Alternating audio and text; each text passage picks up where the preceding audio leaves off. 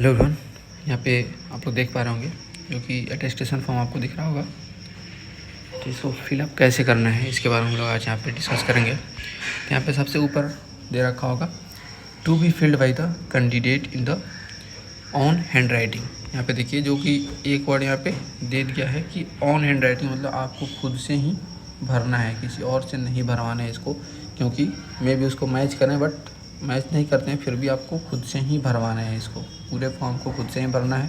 साथ साथ में यहाँ पे बोला है post to which is considered for appointment, किस पोस्ट के लिए अपॉइंटमेंट है, तो यहाँ पे आप लोग पूरा लिख दीजिएगा। नर्सिंग ऑफिसर पूरा, सिर्फ इन्होंने लिख रहा है, पूरा नर्सिंग ऑफिसर यहाँ पे आप लोग को लिखना है।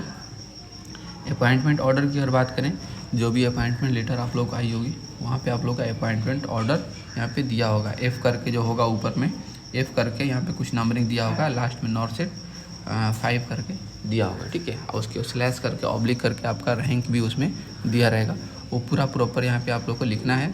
यहाँ पे आप लोग को फ़ोटो चिपका देने हैं, जो कि करंट फ़ोटो हो, पासपोर्ट साइज़ फ़ोटो, या फिर जो आप लोग फॉर्म में अप्लाई किए थे वो वाला भी फ़ोटो है तो आप लोग उसको भी चिपका सकते हैं। वो नहीं है तो आपको दूसरा भी फ़ोटो, प्रॉपर फ़ोटो होना चाहिए, बस कोई भी फ़ोटो बट आपका फ़ोटो हो, बस इतना करना है। नेक्स्ट है यहाँ पे कुछ चेतावनी आप लोग को देख लेना है।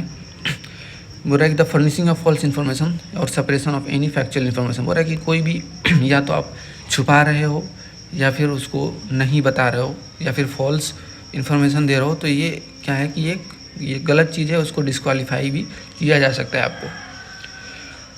अगर बोल रहा है कि अगर आप डिटेन हुए हैं, अरेस्ट हुए हैं या फिर प्रोसिक्यूटेड हुए हैं, फाइन कन्विक्टेड, तो आप उसको बताना है, या फिर अगर नहीं हुए हैं, अगर सर्विस के बीच में अगर आपको ये सब चीज़ अगर डिटेन होते हैं या फिर आपको अरेस्ट किया जाता है तो आपको लोग को इन्फॉर्म करना पड़ेगा, ठीक है। तीसरा नंबर पॉइंट है if the fact that false information has been furnished or that there has been suppression of any factual informations in the attestation form comes to notice at any time duration, the service of person his service would be liable to be terminated। अगर बोल रहा है कि कोई भी factual information आपने छुपाई होगी तो आपको वहाँ से टर्मिनेट किया जा सकता है, कभी भी सर्विस पीरियड में कभी भी आपको ये पता चल जाएगा उन लोग को, तो आपको टर्मिनेट कर सकते हैं। इसीलिए इसमें जो भी इन्फॉर्मेशन दे, एग्जैक्ट इन्फॉर्मेशन दे, फैक्चुअल इन्फॉर्मेशन दे, सही इन्फॉर्मेशन दे, ठीक है। और इसमें ये पहला पॉइंट यहाँ पे आपको देख पा रहे होंगे, तो इसमें पहला पॉइंट आप लोग को लिखना है। यहाँ पे देखिए, यहाँ पे name in full capital block या कैपिटल मतलब बड़े बड़े अक्षरों में आप लोग को यहाँ पे लिखना है। और यहाँ पे देख रहे हैं सरनेम, अगर सपोज डेट किसी का कुमार है या फिर कुमारी है तो यहाँ पे वो लिखेंगे। उसके बाद आपका नाम जो है वहाँ पे ये आप लोग यहाँ पे लिखेंगे, ठीक है। साथ साथ में प्रेजेंट एड्रेस यहाँ पे बताया है इन्होंने, तो प्रेजेंट एड्रेस यहाँ पे जगह कम है तो यहाँ से प्रॉपर आप लोग यहाँ से लेकर के यहाँ तक प्रेजेंट एड्रेस आपका जो भी आप यहाँ पे लिख पाएंगे। उसके बाद सेम चीज़ वहीं बोला है कि होम एड्रेस में भी हो सकता है कि प्रेजेंट एड्रेस आपका कहीं और हो, होम एड्रेस कहीं और हो, तो अलग अलग लिखना है। अगर नहीं है तो सेम यहाँ पे वो चीज़ ही दोबारा से यहाँ पे लिख सकते हैं कि यहाँ प्रेजेंट एड्रेस भी वहीं है और जो करंट एड्रेस भी वहीं है। नेक्स्ट है 4th नंबर पे particular of place where you have resided for more than 1 years. कोई भी जगह जहाँ पे आप लोग 1 साल से ज़्यादा रहे हैं तो उसको आपको लिखना है। और कब से, मतलब 21 ईयर के बाद से, मतलब कहीं भी अगर 21 साल के बाद अगर आप कहीं भी रहे हैं 1 साल से ज़्यादा तो उसका डिटेल्स आप लोग को लिखना है। तो यहाँ कब से कब तक रहे हैं तो यहाँ पे ईयर लिख दीजिएगा, किस ईयर से रहे हैं, किस ईयर तक रहे हैं, ठीक है। और जहाँ पे भी रहे हैं उसका प्रॉपर फुल एड्रेस यहाँ पे आप लोग को दे देना है। और वो उसका जहाँ पे भी आप रहे हैं वो किस डिस्ट्रिक्ट में पड़ता है उसका यहाँ पे नाम लिख देना है। नेक्स्ट है यहाँ पे आप लोग का पूरा फैमिली का डिटेल्स यहाँ पे पूछा जाएगा कि जैसे रिलेशन यहाँ बताया है, nationality, place of birth, occupation, present postal address और परमानेंट होम एड्रेस। तो पहले यहाँ पे इन्होंने फादर का पूछ रखा है कि आप लोग ये फादर का बताइए, तो यहाँ पे पहले आपका फादर का यहाँ पे होगा, यहाँ पे आप नेम लिख दीजिएगा। यहाँ पे नेशनलिटी पूछा था तो यहाँ पे इंडियन लिख दीजिएगा।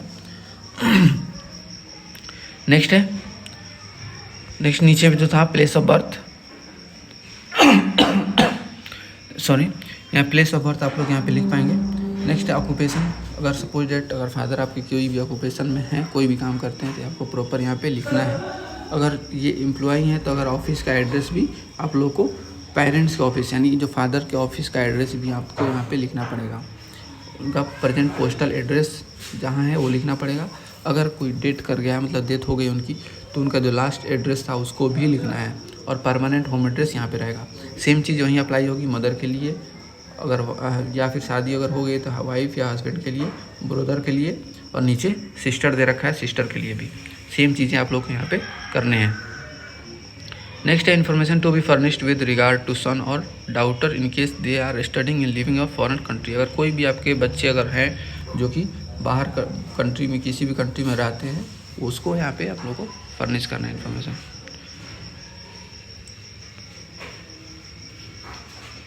नेक्स्ट यहाँ पे nationality, date of birth, present age, ये सारी चीज़ यहाँ पे आप लोग को लिखते जाना है बस।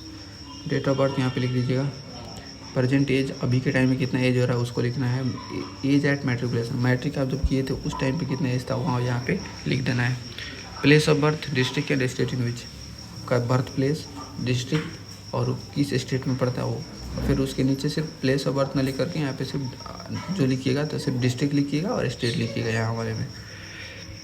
नेक्स्ट है district and state to which your father actually belong, और आपके पापा एक्चुअली किस डिस्ट्रिक्ट और किस स्टेट से बिलोंग करते हैं उस चीज़ को यहाँ पे लिख दीजिएगा। आर यू मेंबर ऑफ, अगर आप ओबीसी SC ST के अगर हैं तो आप येस कीजिएगा, नहीं है तो नो कर दीजिएगा। ठीक है, बस इतना ही बताना है, येस और नो में यहाँ पे उत्तर देना है बस।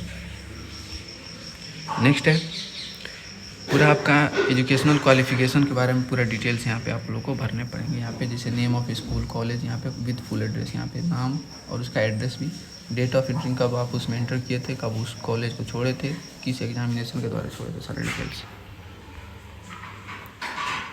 कोई भी आप जॉब करते थे उसका डिटेल्स,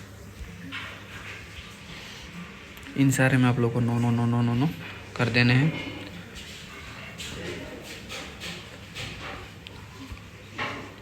यहाँ पे कैंडिडेट का सिग्नेचर यहाँ पे रहेगा आपका, यहाँ पे प्लेस डाल दीजिएगा, डेट और यहाँ पे प्लेस।